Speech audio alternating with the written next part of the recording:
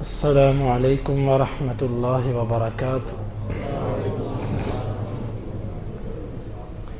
ان الحمد للہ نحمده ونستعینه ونستغفره ونعوذ باللہ من شرور انفسنا ومن سیئات اعمالنا، من يهده الله فلا مضل له ومن يضلل فلا هادي له، وأشهد أن لا إله إلا الله وأن محمدا عبده ورسوله، أما بعد فإن خير الحديث كتاب الله، وخير الهدي هدي محمد صلى الله عليه وسلم، وشر الأمور محدثاتها، وكل محدثة بدعة، وكل بدعة ضلالة، وكل ضلالة في النار۔ يا أيها الذين آمنوا اتقوا الله حق تقاته ولا تموتن إلا وأنتم مسلمون۔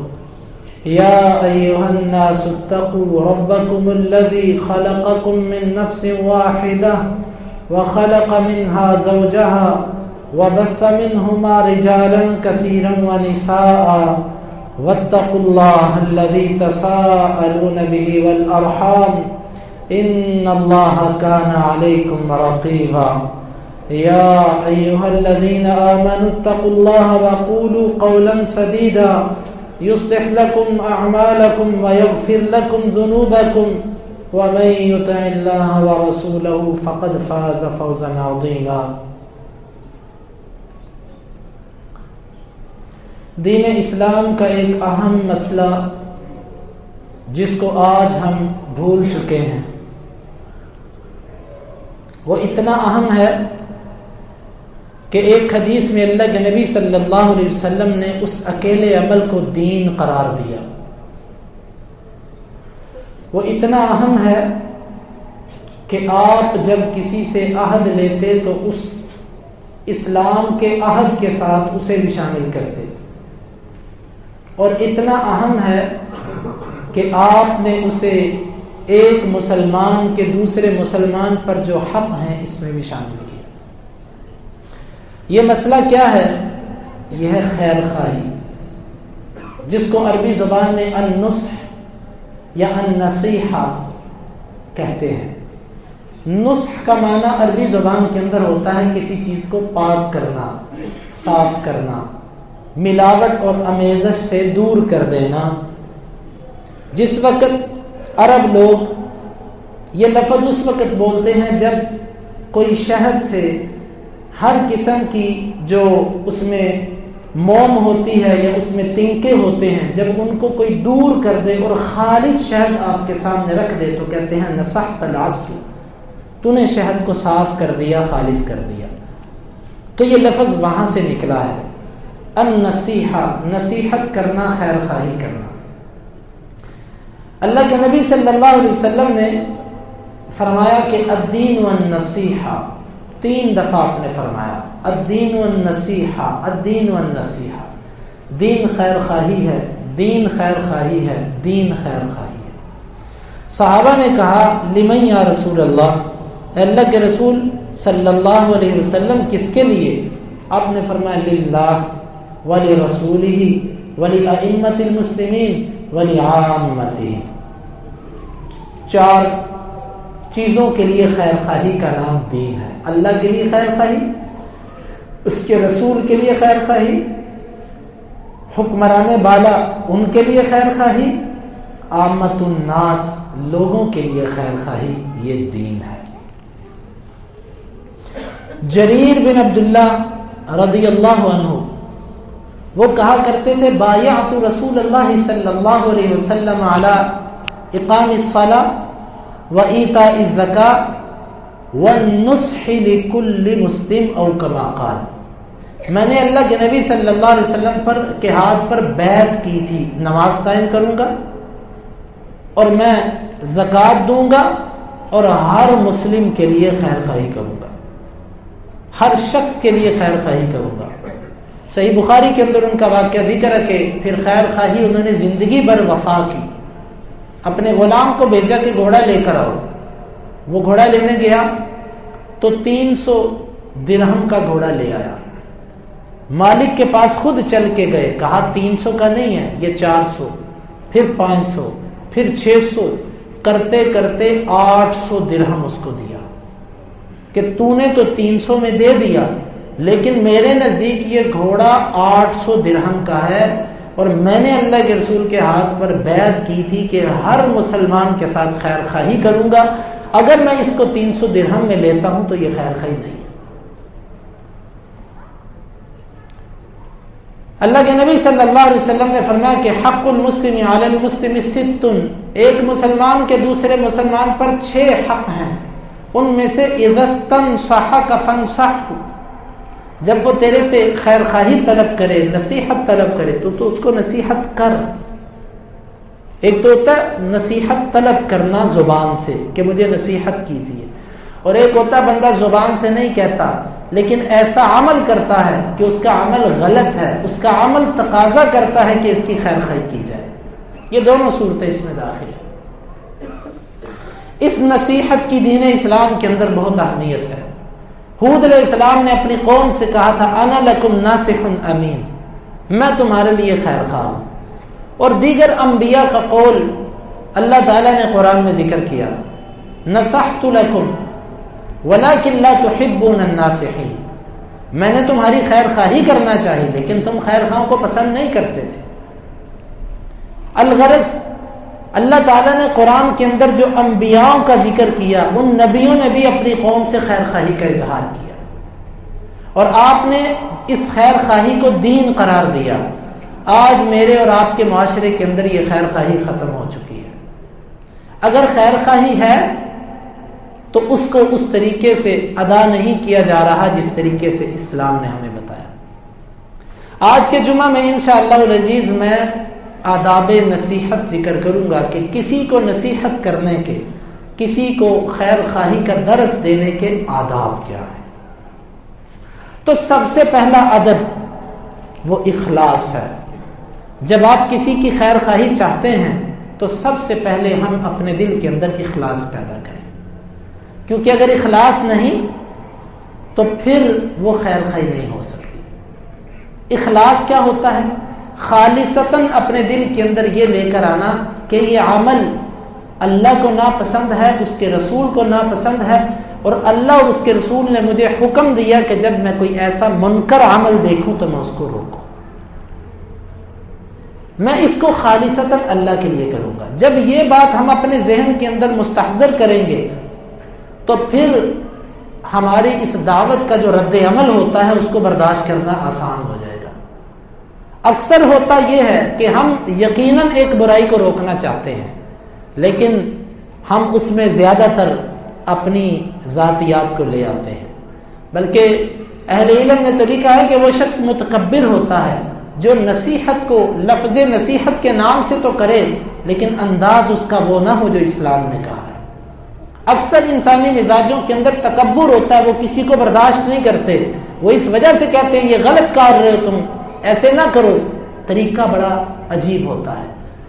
لیکن اسلام نے جو ہمیں نصیحت اور خیر خواہی کے لیے جو آداب اسلام سے ہمیں ملتے ہیں ان میں پہلا ادب کہ انسان کے اندر اخلاص ہو کہ میں یہ کروں گا اللہ کی رضا کے لیے کروں گا۔ جب یہ اخلاص ہوگا تو پھر نصیحت اثر بھی کرے گی۔ انما الاعمال بالنیات، اعمال کا دار و مدار نیتوں پر ہے۔ دوسری چیز کہ نصیحت جب آپ نے کسی کی کرنی ہے تو اس سے پہلے آپ تحقیق کر لیں کہ جس کی میں نے اصلاح کرنی ہے اس میں واقعتاً یہ غلطی ہے بھی کہ نہیں، اور اگر غلطی ہے تو کتنی مقدار کے اندر ہے۔ ہم سنی سنائی باتوں پر کسی کی اچھی بھلی کلاس لے لیتے ہیں، اپنے گمان کے مطابق کسی بندے میں غلطی سوچتے ہیں کہ اس میں یہ جرم ہے، پھر ہم اس کے اوپر جوتے لے کر چڑھ دوڑتے ہیں۔ یہ اصلاح کا طریقہ نہیں ہے۔ سب سے پہلے تحقیق کی جائے کہ جس امر کی میں اصلاح کرنا چاہتا ہوں یہ خرابی اس کے اندر موجود ہے کہ نہیں ہے، اور اگر ہے تو کس درجے کی، اور پھر تیسرے نمبر پہ اگر وہ اس برائی کو کر رہا ہے تو اس کے محرکات کیا ہے، کس وجہ سے وہ ایسے کر رہا ہے۔ اس کو کسی نے غلط تو نہیں سمجھا دیا، اس نے کوئی چیز غلط تو نہیں سمجھی یا اس کے پاس جہالت علم نہیں، اس وجہ سے تو وہ ایسے نہیں کر رہا.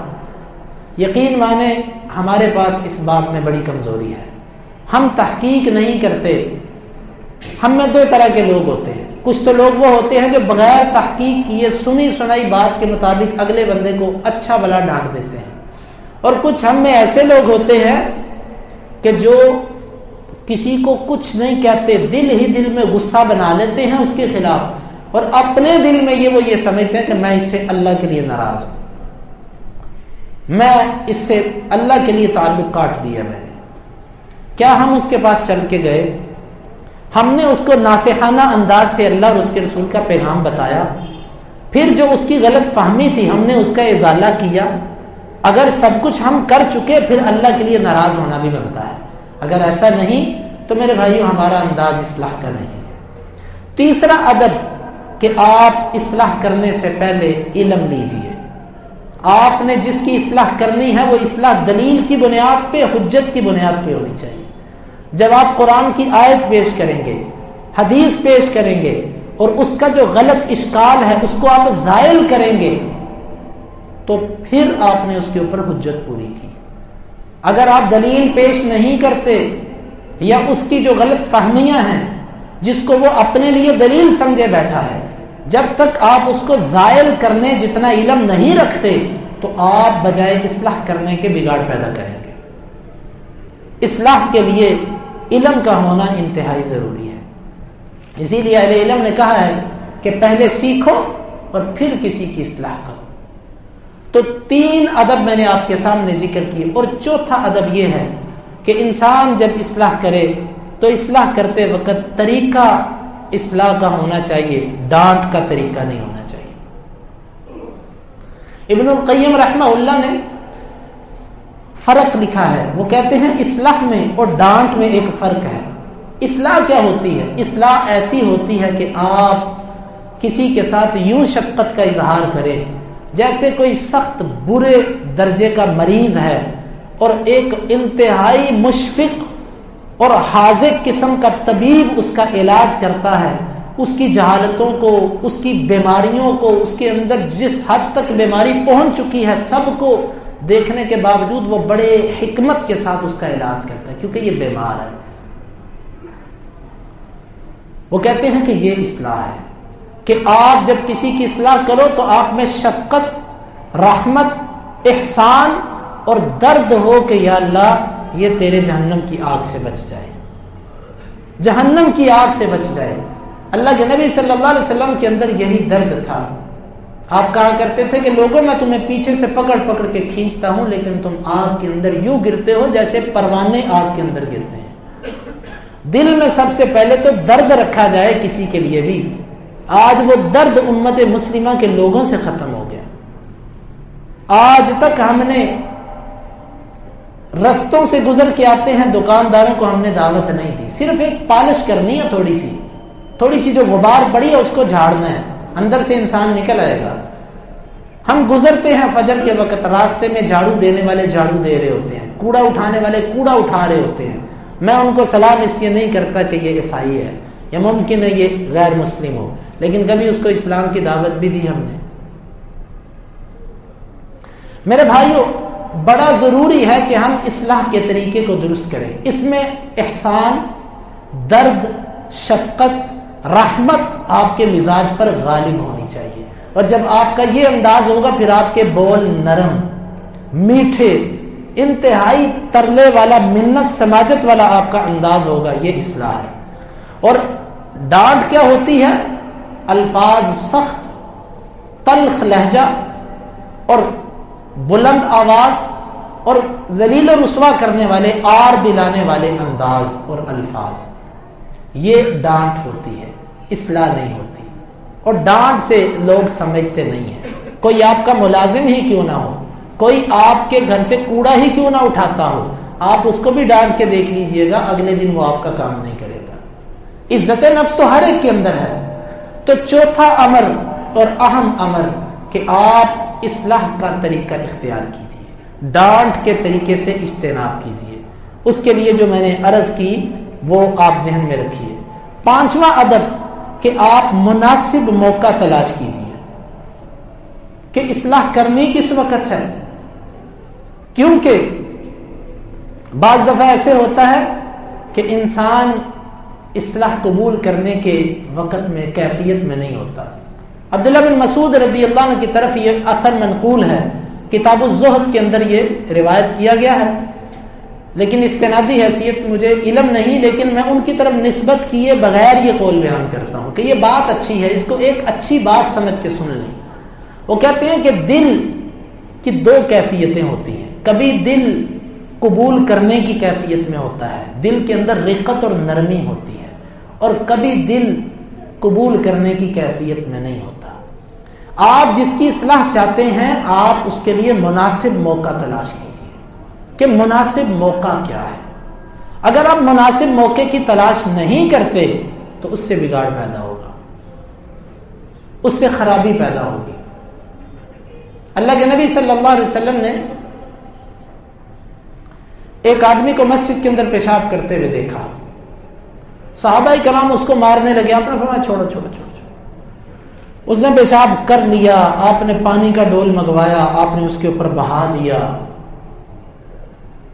پھر آپ نے اس کو بڑی نرمی سے سمجھایا، بڑے پیار سے سمجھایا کہ یہ اللہ کا گھر ہے، یہ مسجد ہے، یہاں پر ایسے عمل نہیں کیے جاتے. ایک صحابی نماز کے اندر بول پڑے، اللہ کے نبی صلی اللہ علیہ وسلم صحابہ کرام نے یوں رانوں پر ہاتھ مارے، یوں ہاتھ مارے اپنی رانوں پر کہ چپ کر جا، نماز کے اندر تو بول رہا. اللہ کے نبی صلی اللہ علیہ وسلم نے سلام پھیرا، نماز کے بعد آپ نے اس کو اپنے قریب بلایا. اب اس کے لفظ سنیں، وہ کہتا ہے کہ ما رأیت معلما مثلہ، میں نے اللہ کے رسول جیسا کبھی استاذ نہیں دیکھا. ما ضربنی ولا قہرنی، نہ مجھے مارا نہ مجھے ڈانٹا، بلکہ بڑے پیار سے کہا ان هذه الصلاة لا يصلح فيها شيء من كلام الناس، یہ نماز جو ہوتی ہے نا، اس میں لوگوں کی گفتگو میں سے جو باتیں ہوتی ہیں یہ اس نماز میں نہیں کی جاتی. اب کیسی اس کے دل میں محبت بیٹھی کہ وہ اللہ کے نبی کی جس کو واقعہ سناتا خود بتاتا میں نے نماز میں ایسے کیا تھا، حالانکہ کوئی اپنی غلطیاں بتاتا ہے، لیکن اللہ کے نبی کا انداز اس کے دل پہ ایسا اترا کہ وہ خود اپنی غلطیاں بتاتا ہے اور کہتا ہے اللہ کے رسول نے مجھے کچھ نہیں کہا. میرے بھائیوں، مناسب موقع کی تلاش کہ میں کس وقت اس کی اصلاح کروں، یہ بڑی ضروری ہے. مناسب موقع، مناسب جگہ، مناسب الفاظ کا انتخاب. پہلے سوچیں کہ میں نے الفاظ کیا چننے ہیں. آپ کسی کو بلاتے ساری کہہ دیتے ہیں کہ تمہارے یہ جو کام ہے نا، اگر تم باز نہ آئے تو سیدھا جہنم میں جاؤ گے. تمہارے یہ جو کام ہے نا، یہ شیطانوں والے کام ہے، اگر تم باز نہ آئے تم بالکل منافقانہ رویے پر چل رہے. یہ الفاظ اصلاح کے نہیں ہوتے، یہ اپنے دل کی بڑاس نکالنا ہوتا ہے. اپنی اندر کی آگ اپنی زبان کے ذریعے بندہ اس کے شرارے باہر پھینک دیتا ہے، جس سے اصلاح نہیں ہوتی، جس سے انتشار اور افتراق اور تشدد کی فضا قائم ہوتی ہے. تو اس کے لیے آپ مناسب جگہ، مناسب وقت، مناسب الفاظ کا انتخاب کیجیے. میں آپ کو ایک مثالیں دیتا ہوں. اللہ کے نبی صلی اللہ علیہ وسلم نے معاذ رضی اللہ عنہ کو کہا یا معاذ، انہوں نے کہا لبیک و سعدیک، حاضر اللہ کے رسول صلی اللہ علیہ وسلم. آپ نے فرمایا احبک، میں تیرے سے محبت کرتا ہوں. معاذ رضی اللہ عنہ نے کہا اللہ کے رسول آپ میرے سے محبت کرتے ہیں؟ توجہ مزید بڑھ گئی. آپ نے پہلے اپنی محبت کا اظہار کیا، خیر خواہی کا اظہار کیا، اس کے بعد کہا کہ میں تجھے کچھ کلمات سکھاتا ہوں، تو نے نماز کے بعد ان کلمات کو کبھی نہیں چھوڑنا. اب آپ صرف اس انداز کو دیکھیے کہ آپ نے نصیحت کی، لیکن نصیحت کرنے سے پہلے محبت کا اظہار کر دیا. اب وہ انداز اتنا تھا دل کو موہ لینے والا انداز کہ معاذ رضی اللہ عنہ کے دل میں وہ انداز جم گیا. ہم جس کی اصلاح کریں، جس کی خیر خواہی کریں، اس کے ساتھ پہلے محبت کا اظہار کریں، خیر خواہی کا اظہار کریں کہ بھائی تو میرا بھائی ہے، تو میرا ساتھی ہے، اور کچھ نہیں، تو مسلمان نہیں بھی، تو آدم کی اولاد ہے. اتنا کہیں اس کو کہ تو بھی آدم کی اولاد، میں بھی آدم کی اولاد، تو بھی اللہ کو مانتا ہے، میں بھی اللہ کو مانتا ہوں، مرنے کے بعد اٹھائے جانے پر یقین تیرا بھی ہے میرا بھی ہے. یوں اتفاقیات کو پکڑ کے بات شروع کر دی جائے. بہت ضروری ہے اصلاح سے پہلے ہم ان امور کا لحاظ رکھیں. اور اسی طرح اصلاح کرنے سے پہلے ہم اچھی طرح اس کے ساتھ جب محبت کا اظہار کریں گے وہ ہمارے انداز کو سمجھ جائے گا، یقیناً وہ ہماری بات کو سنے گا، سمجھے گا. اور اسی طرح اصلاح کے لیے یہ بھی ضروری ہے کہ آپ اس کو ماضی پر شرم نہ دلائیں، ماضی پر عار نہ دلائیں. اس سے کہ ممکن ہے آپ نے یہ جو عمل کیا آپ کو علم نہیں تھا یا آپ کو کوئی چیز صحیح طریقے سے سمجھ نہیں آئی، اصل اس میں یہ ہے. اس طریقے سے آپ اس کو اپنی دعوت پیش کریں، آپ اس کو اپنی بات پیش کریں، یقین مانیں کہ آپ کی بات کا اس کے اوپر اثر ہوگا. اللہ کے نبی صلی اللہ علیہ وسلم کی کتنی ایسی مثالیں ہیں. ہم کسی کی دعوت بھی اپنے گھر پہ کر سکتے ہیں، اس کو کھانے کی دعوت دیں، اس کو بٹھائیں، اس کو کھانا کھلائیں، کھانا کھلانے کے بعد اس کو اپنی دعوت دیں. یہ بھی ایک طریقہ ہے، مؤثر طریقہ ہے. اور اسی طرح اصلاح کے آداب میں سے ایک اہم ترین ادب کہ اصلاح کرنی ہے تو خلوت کے اندر، تنہائی کے اندر کیجیے. بھرے مجمع کے اندر لوگوں کے سامنے پوسٹیں لگا کے آوازیں بلند کر کے اصلاح نہیں ہوتی. امام شافعی رحمہ اللہ کا قول ہے کہ جس کی تم نے اصلاح کی اور تنہائی کے اندر کی تو تم نے بہت اچھا کام کیا، اور جس کی تم نے اصلاح کی لیکن لوگوں کے سامنے کی تم نے اس کو رسوا کر دیا. بلکہ اہل علم نے یہ لکھا ہے کہ سامنے، یہ امام شافعی کا قول ہے. ابن حزم رحمہ اللہ نے بھی اس کو اخلاق کے نام پر بڑی زبردست ابن حزم کی ایک کتاب ہے. جو عربی سمجھتے ہیں، میرے نہیں علم میں کہ اس کا اردو ترجمہ ہوا ہے، کمال درجے کی کتاب ابن حزم رحمہ اللہ نے اخلاق پر لکھی. اس میں انہوں نے یہ لکھی ہے بات کہ آپ جب کسی کو تنہائی کے اندر نصیحت کرو تو تنہائی میں بھی جب اس کو نصیحت کرو تو اشارے میں کرو، صریح لفظ بھی نہ بولو. تعریض، اشارے میں اس کو کہو، اشاروں میں بات کرو اس کے ساتھ، تاکہ صریح لفظ بول کر بھی آپ کی بات سے کسی طرح اس کو یہ انداز محسوس نہ ہو کہ آپ اس کو شرمندہ کر رہے ہیں. اشاروں کنایوں میں بات کیجیے. اگر وہ اشارے کنائے بھی نہ قبول کرے تو پھر اس کو، یعنی کہ اس کو سمجھ نہ آئے، پھر اس کو تھوڑی سی صراحت کر کے بتا دیجیے. اور اصلاح کے لیے پھر آپ کا مخاطب جس درجے کا ہے اس درجے کا بھی خیال کیجیے. اگر وہ معاشرے کے اندر معزز سمجھا جاتا ہے تو اس کے لیے مناسب انداز اختیار کیجیے. اس کے شایان شان جو انداز بنتا ہے اس کو اختیار کیجیے. اگر حکمران ہے اس کی اصلاح اس طریقے سے کیجیے، عام ہے اس کی اصلاح اور طریقے سے کیجیے. خلوت جہاں تک رہے گی، جہاں تک راز رہے گا، یہ اصلاح ہوگی. لیکن ہم تو یوں کرتے ہیں کہ ہم خلوت کے اندر اگر کسی کو بلا بھی لیں، تنہائی والے کمرے میں اس کو بٹھا کے بات سمجھا بھی دیں، بعد میں سب لوگوں کو بتاتے ہیں میں نے رات کو اس کو بلایا تھا، اس کو میں نے بڑے پیار سے سمجھا دیا. یہ بھی ایک راز کا انداز ہے ہمارا کہ لوگوں کو کہتے ہیں میں نے اس اکیلے کو بلایا، میں نے اور کسی کو نہیں بلایا، تو رات کو بلا کے اس کو میں نے سیدھا سیدھا کہہ دیا کہ یہ تیرے کام ٹھیک نہیں ہے، باز آ جا. پھر اگر راز ہے، آپ نے خلوت کے اندر رکھ کر کسی کی اصلاح کی ہے تو اس کو پھیلائیے مت، اس کو عام نہ کیجیے. بھائیو، یہ اصلاح ہم سب مسلمانوں کی ذمہ داری ہے. جس کے پاس جتنا علم اس کے لیے اس کے مطابق اصلاح کرنی ہے. اگر ہم یہ اپنا فریضہ ادا نہیں کرتے یا ادا کرتے ہیں لیکن ان آداب کو ملحوظ خاطر نہیں رکھتے، ہم اصلاح نہیں کر سکیں گے. ہم بگاڑ اور انتشار پھیلائیں گے، جس کا نتیجہ کیا ہوگا؟ جس کا نتیجہ نفرتیں، بغض.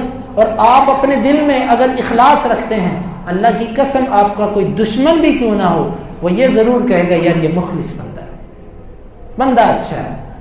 اللہ اس کی زبان پہ یہ کلمات جاری کروائے گا. اللہ رب العالمین سے دعا ہے کہ اللہ تعالی ہمیں اس اہم ذمہ داری کو سمجھنے کی اور اس کے آداب کو ملحوظ خاطر رکھنے کی توفیق عطا فرمائے. ان الحمد لله نحمده ونستعينه ونستغفره ونعوذ بالله من شرور انفسنا ومن سيئات اعمالنا من يهده الله فلا مضل له ومن يضلل فلا هادي له واشهد ان لا اله الا الله وأن محمدا عبده ورسوله أما بعد.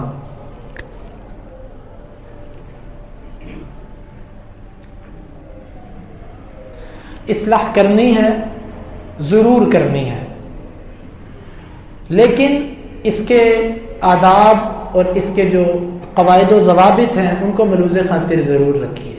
اس کے بغیر اصلاح نہیں ہو سکتی. ہاں کچھ برائیاں ایسی ہیں کہ ان کی اصلاح علی الاعلان کی جاتی ہے.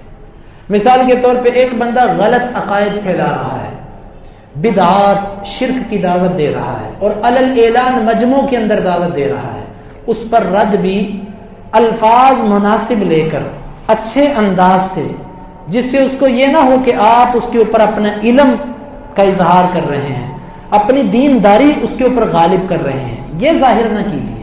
کسی کو ایسا انداز مت اختیار کریں کہ کوئی سمجھے کہ یہ اپنی دینداری مجھے ظاہر کر رہا ہے.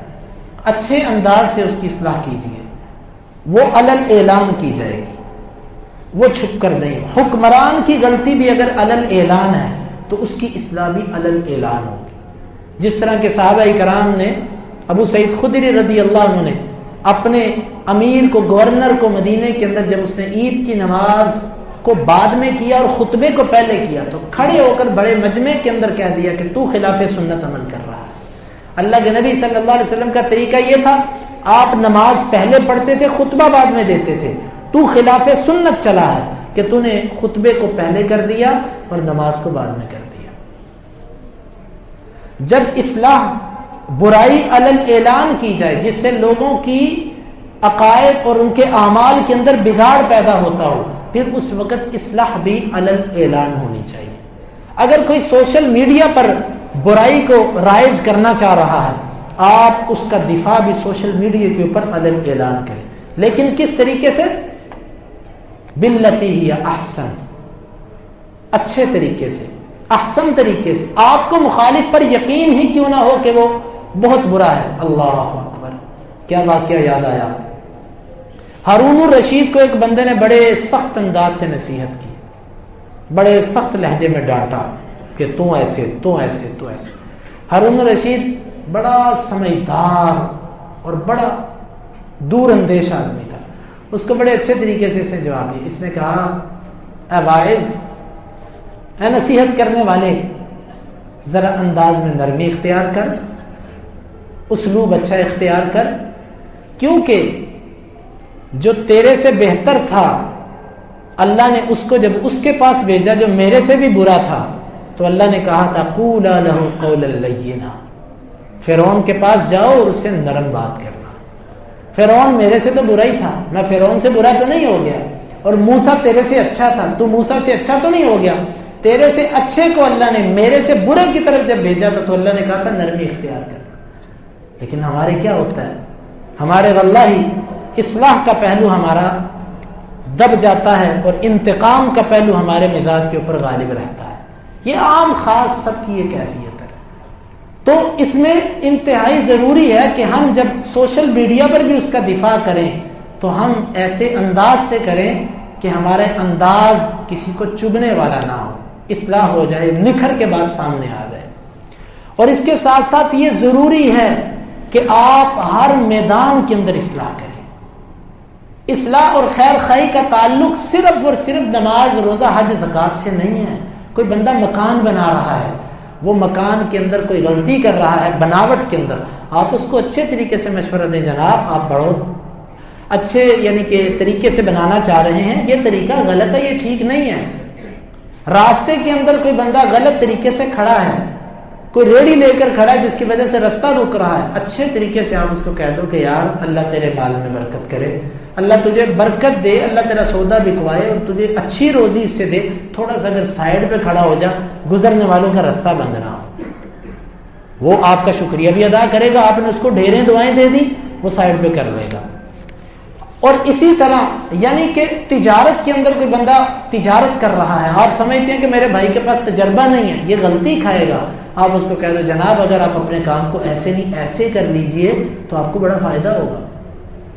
ہم سمجھتے ہیں کہ میں کسی کے معاملے کے اندر کیوں گھسوں، مجھے کیا ضرورت ہے کسی کے معاملے میں مداخلت کرنے کی. بھائی آپ مسلمان ہو، آپ سب مسلمان ایک جسم کی مانند ہیں، واللہ یہ ویلنٹائن ڈے ابھی ابھی گزرا 14 اگست، یہ 14 فروری، ہمارے دلوں سے وہ درد ہی ختم ہو گیا، وہ احساس ہی ختم ہو گیا۔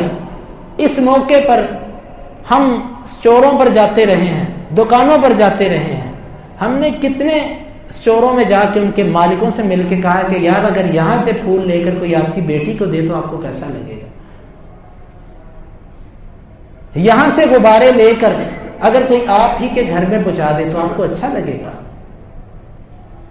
اچھے طریقے سے مالکوں کے ساتھ مل کر تنہائی کے ساتھ اس کو کہتے یار دیکھو بیٹیاں آپ کی ہماری بیٹیاں ایک ہیں، بہنیں ایک ہیں، خدا کے لیے معاشرے کے اندر یہ جو فحاشی پھیل رہی ہے کم از کم آپ تو تعاون نہ کیجیے۔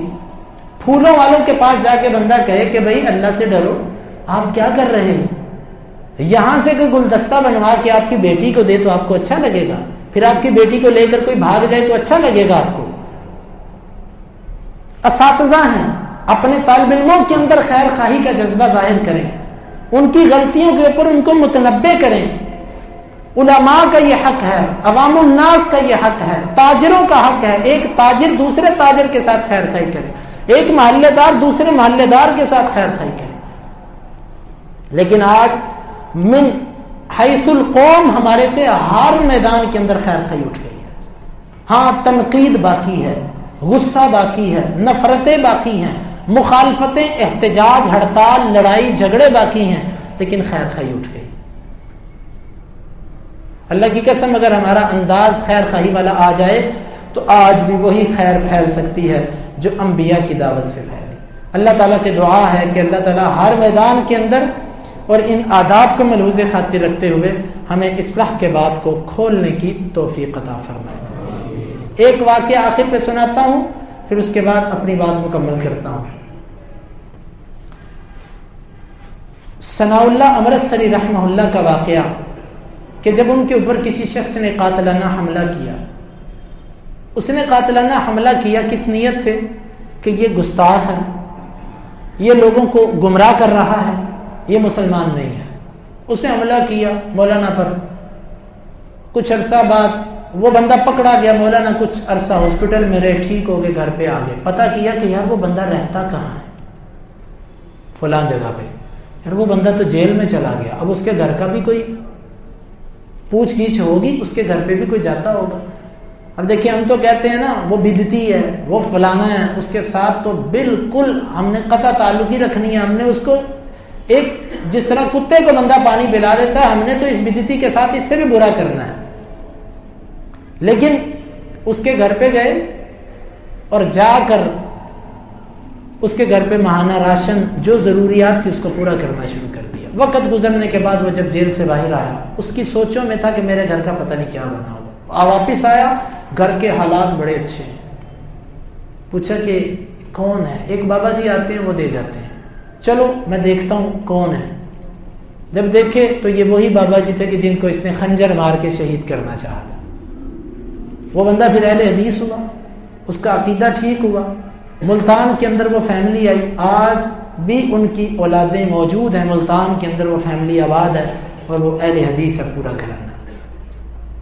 ہمارے استاد محترم شیخ عبد المنان نور پوری رحمہ اللہ، ان کا واقعہ کہ رستے سے جب مسجد کے لیے جاتے تھے تو ایک بندہ تھا متعصب بریلوی، اس کو وہ سلام کرتے، وہ آگے سے کہتا اعوذ باللہ من الشیطان الرجیم، وہ پھر نماز پڑھ کے واپس آتے، وہ کھڑا ہوتا اس کو کہتے السلام علیکم ورحمۃ اللہ وبرکاتہ، وہ آگے سے کہتا اعوذ باللہ من الشیطان الرجیم۔ اس کا یہی عمل چلتا رہا، شیخ کا سلام چلتا رہا، اس کا آگے سے تعوذ چلتا رہا، بس پانی پتھر پر بھی گرتا رہے تو نشان تو چھوڑ جاتا ہے۔ شیخ جو اس کو سلام کرتے تھے نا، وہ مصلحت کے لیے کرتے تھے کہ یہ بیچارہ جاہل ہے، اس کو علم نہیں ہے۔ ہم نے کتنے ایسے جاہلوں کو ضد میں ڈال دیا ہے یہ کہہ کر کے یہ بدعتی ہے، اس کے ساتھ میرا سلام کرنا نہیں بنتا۔ بھئی بدعتی کے درجات ہیں، جو ضد کی حد پر کھڑا ہو جائے اس کے ساتھ قطع تعلقی ہے، جو ضد کی حد پر جو جاہل ہے اس بیچارے کو کیا پتا۔ وہ سلام کرتے رہے، وہ جواب میں یہی کہتا رہا۔ وقت گزرنے کے بعد، تھا وہ اسکول ٹیچر، وقت گزرنے کے بعد اس کے ضمیر نے اسے ایک دن ملامت کیا، اللہ جانتا کیسے اس کی کایا پلٹی، وہ اہل حدیث ہو گیا۔ اب ہوا کیا، بلکہ اس دوران ایک اور دلچسپ واقعہ بھی ہے، وہ یہ کہ ایک دفعہ شیخ کے بچے نے اس کے بچے کو کہیں مارا اور وہ شکایت لے کے آ گیا۔ ہمارے استاد محترم نے اپنا بیٹا پکڑا اور اس کے ہاتھ میں پکڑا دیا، کہا کہ جتنا تمہارے بیٹے کو میرے بیٹے نے مارا نا، تم اس کو مار لو اور اس سے بدلہ لے۔ وہ اس پر بھی بڑا شرمندہ ہوا کہ میں تو گیا تھا کہ آج بھابھیوں پر غصہ نکال کے آؤں گا، تو یہ تو بندہ ہی کسی اور مزاج کا۔ کہا بھائی دنیا میں بدلہ لے لو میرے بیٹے سے، اس نے مارا تمہارے بیٹے کو۔ وہ کہتے جی میں نہیں لیتا بدلہ۔ چل پھر وہ اہل حدیث ہو گیا، اور آخر وقت میں جب شیخ نور پوری رحمہ اللہ کی وفات ہوئی ہے نا، تو اس وقت اسی کے گھر کا وراثت کا سوال آیا ہوا تھا کہ ہمارے گھر میں یہ وراثت کا مسئلہ ہے، اس کا ہمیں شرعی کتاب و سنت سے حل ہوتا ہے۔ اس کا جواب لکھتے لکھتے فالج کا آخری اٹیک ہوا اور فوت ہوئے، اسی کا جواب لکھ رہے تھے۔ تو گزارش یہ ہے کہ ہم کوئی جس طرح کا بھی ہے اس کو اپنے قریب کرنے کی کوشش کریں۔ بعض دفعہ کسی مصلحت کی خاطر کسی سے تعلق رکھا جاتا ہے، ہاں جب فلما تبین لہ انہ عدو للہ، ابراہیم علیہ السلام کے انداز کو دیکھیں، جب واضح ہو گیا کہ ابا دشمن ہے اللہ کا، پھر اس کے لیے چھوڑ دی استغفار۔ جب آپ کو واضح ہو جائے، حجتیں پوری ہو جائیں، آپ سمجھ جائیں کہ اب یہ بندہ پلٹنے والا نہیں ہے، پھر آپ اس سے براءت کر لیں، لیکن ظاہری نرمی اس کے ساتھ پھر رکھنی ہے۔ کتنی جنگ بدر کے بعد، احد کے بعد، کتنی احزاب کے بعد، کتنی جنگوں کے بعد ابو سفیان اللہ کے نبی کے پاس آیا، لیکن آپ نے پھر اخلاقیات کا مظاہرہ کیا، آپ نے اخلاق سے گرا ہوا کچھ نہیں کیا اس کے ساتھ۔ تو ہمیں اصلاح کرنی ہے، ہر میدان کے اندر کرنی ہے، جہاں ہم رہتے ہوں وہاں کرنی ہے، لیکن انداز اور آداب وہ ہونے چاہیے جو اصلاح کے ہیں۔ اللہ تعالیٰ ہمیں اس کی توفیق عطا فرمائے۔ ایک ساتھی ہیں، انہوں نے کہا کہ میری خالہ کا کڈنی کا آپریشن ہے، ان کے لیے دعاؤں کی درخواست ہے۔ اور اسی طرح فیصل آباد سے ایک ساتھی ہیں ظفر اقبال جنجوعہ صاحب، ان کے والد محترم بھی فوت ہو گئے ہیں، تو ان کے لیے بھی دعا کی درخواست ہے۔ اللہ رب العالمین سے دعا ہے کہ یا مالک الملک، جتنے بیمار ہیں سب کو شفاء کاملہ عاجلہ عطا فرما، جو پریشان ہیں ان کی پریشانیوں کو دور فرما، جتنے توحید والے یا اللہ جن کے عقیدوں میں شرک نہیں تھا، اے اللہ ہم سفارش کرتے ہیں کہ ان کی مغفرت کر دیں، کیونکہ میرے مالک جس کے عقیدے میں شرک ہے، جو تیرے سوا کسی اور سے مانگتا ہے، تیرے سوا کسی اور کو تیری صفات کا حامل سمجھتا ہے، اللہ اس کی سفارش کرنے سے تو نے منع کر دیا، اس کی سفارش کرنے سے تو نے نبیوں کو بھی منع کر دیا۔ ہم کسی مشرک کی سفارش نہیں تجھے کرتے، لیکن ہم کہتے ہیں جتنے عقیدہ توحید والے فوت ہو چکے، میرے مالک تو ان کی مغفرت فرما، ان کی بشری سیئات کو تو معاف فرما۔ یا رب العالمین اسلام کو بلند و بالا فرما، یا اللہ جو تیرے دین کی سربلندی کے لیے کوشاں ہیں ان کی مدد فرما۔ یا رب العالمین جتنے اسلامی ممالک ہیں ان کو نیک صالح حکمران عطا فرما۔ یا رب العالمین جتنے ہمارے بچے ہیں، ہماری نسلیں ہیں، ان کو تا قیامت دین پہ قائم رکھ۔ یا اللہ وہ بیٹی جس نے سرزمین ہند کے اندر تیرے تکبیر کو بلند کیا، تیرے نعرے کو بلند کیا، یا اللہ اس کی حفاظت فرما، اور جو کمیاں کوتاہیاں ہیں اس کی بھی اصلاح فرما، جو کمزوریاں ہیں اس کی بھی اصلاح فرما۔ یا رب العالمین ہماری ساری بیٹیوں کو یہ غیرت اور یہ ہمت عطا فرما کہ وہ تیرے دین کی اطاعت اور بندگی کے لیے یوں ہی جان قربان کرنے کے لیے تیار ہو جائیں۔ یا رب العالمین جتنے پریشان ہیں ان کی پریشانیوں کو دور فرما، جو بے اولاد ہیں ان کو نیک صالح اولاد عطا فرما۔ ربنا تقبل منا انك انت السميع العليم وتب علينا انك انت التواب الرحيم، وصلى الله على نبينا محمد وعلى آله وصحبه اجمعين برحمتك يا ارحم الراحمين۔